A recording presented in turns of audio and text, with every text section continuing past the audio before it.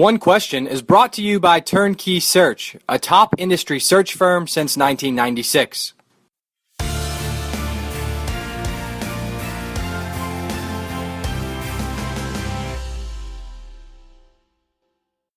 Today on One Question is Learfield Chief Operating Officer Marc Jenkins. Marc has been traveling around the East Coast this week after we were both in Tampa, and I wanted to catch up to Marc about the recent acquisition for Learfield of Mogo, which was made, I guess, about a week and a half ago, or went public about a week and a half ago. And what I'm most curious about to start this conversation, Marc, is, you know, you guys under the Providence banner and now under the Teros banner. It's the first acquisition under the Teros banner, but certainly over the last, I'm going to ballpark it at 3+ years, there's been around 10 acquisitions that you guys have made to offer your partners, better services, better products in the vertical kind of space of college athletics, and how you guys can leverage the big portfolio Learfield has built over the years. But this specific acquisition was interesting to me because you did the Think Social deal back in February of last year. So now you're going to do another digital/social player in Mogo. Educate me on how these two pieces fit together for the overall portfolio, but more importantly, for your partner brands. Sure. And I think it's best to think of this by taking just one step back and talking a little bit about how we approach acquisitions and joint ventures, like our partnership with the Kraft Group, Clear Intel, or Levy, or businesses we've built together, like our Ticket Solutions business. We really, as we travel around the college space and we spend time with our university partners, sometimes it becomes obvious that there's a need that a school has, or a challenge a school needs help with, or an opportunity that a school wants to attack. And as we see those needs and opportunities, we sometimes see solutions for those that we can help provide. And that's how we approach all of our acquisitions, and that's kind of how these things all fit together. With respect to Mogo in particular, and it's one I'm really excited about. I've known them for a good long while. It's probably best to say what they do, and I think it becomes really clear how this fits in.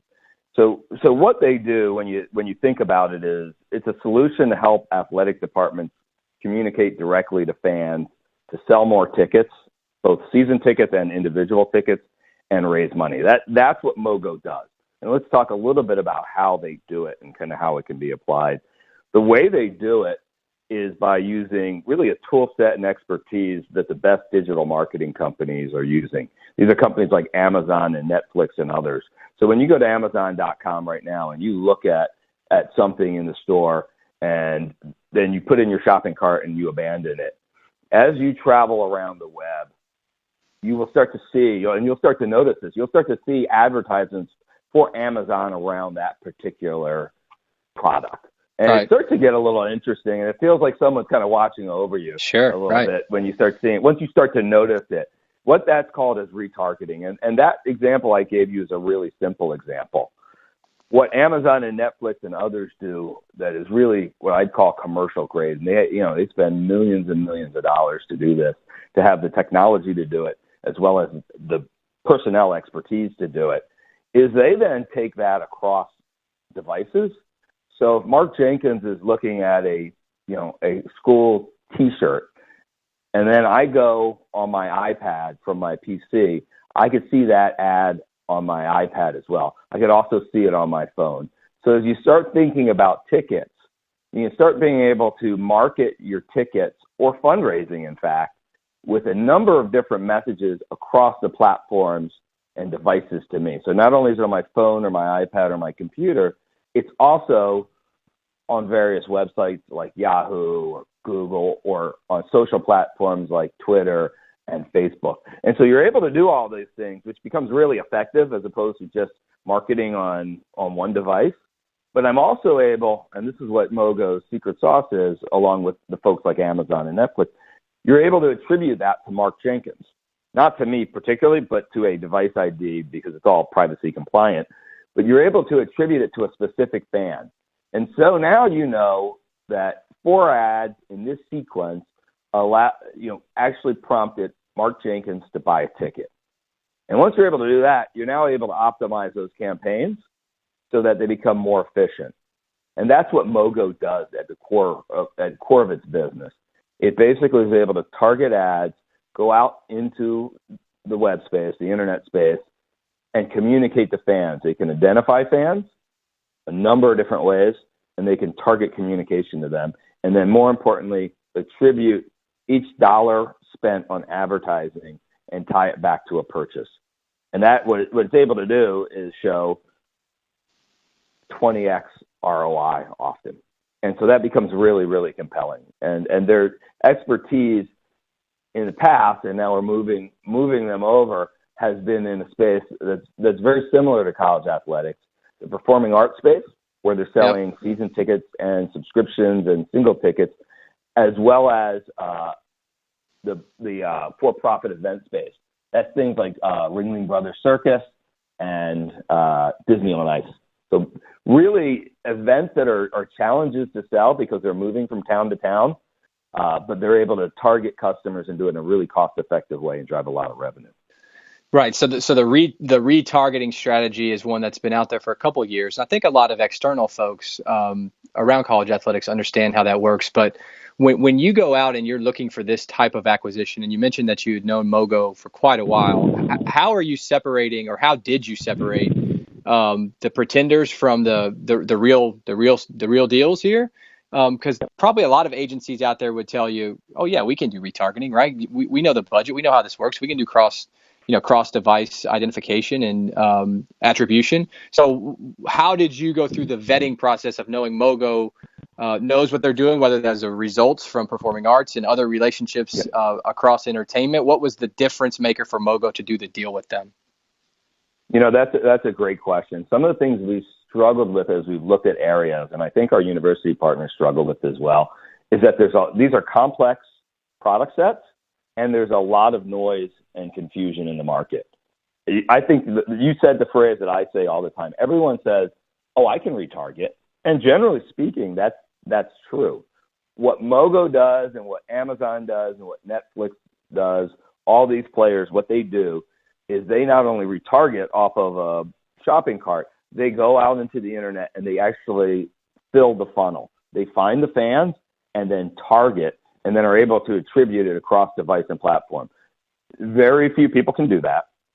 It takes a really significant ad tech stack and a big investment, and then it takes the expertise. Mogo in particular, and what's interesting, the hard way, you have to do a lot of due diligence around these companies to figure out who is for real and who's not, as you put it. Mogo, if you go on DoubleClick, which is the largest ad server in the world, and it's a product of Google, Mogo has a special partnership and relationship with them. In fact, Mogo is a case study. What they did with Ringling Brothers is a case study that Google and DoubleClick have done. It's a video case study that you can find on DoubleClick's site, and that's an instant credibility play. We also talked to the Feld Entertainment, the Ringling Brother folks. We've talked to Good Guys, which is one of their car clients. We've talked to Disney on Ice. We've talked to some of their higher ed folks and some of their performing arts centers. And the really interesting thing about Mogo is that you can see immediately if it works or not. They have developed real-time, very specific and sophisticated dashboards around ticket sales and around subscriptions and season tickets and donations. And so real-time, you can see the money being spent because it's all programmatic advertising. You can see the money being spent, and you can see the real-time return. This isn't a guess, right? It's not as if you put a billboard out on the highway or you did some sort of promotion with your local radio station or newspaper, and you wonder if it has an ROI. Each dollar spent can be online, can be attributed to these ad campaigns. So you know exactly how much you're spending and how much you're earning off of it. And that's really the key. The other key for Mogo versus some of the other agencies in the space that talk about doing it is that they've got 200 clients in the ticket selling business, primarily performing arts and primarily for-profit entertainment like Ringling Brothers and Disney on Ice. So they've actually done, through these thousands and tens of thousands of campaigns, they've got a real domain expertise that helps them understand to sell tickets. It's one thing to target and retarget and have that ad tech stack. It's another thing to have done it tens of thousands of times in selling ads, selling tickets and selling subscriptions and selling season tickets. That's an experience that's priceless. And that's today's One Question, brought to you by Turnkey Search, a top industry search firm since 1996. One Question is designed to give D1 Ticker subscribers valuable insights on how executive leaders in college athletics think about key issues on their respective campuses, in their departments, or within their leagues and conferences. One Question is brought to you by Turnkey Search, a top industry search firm since 1996.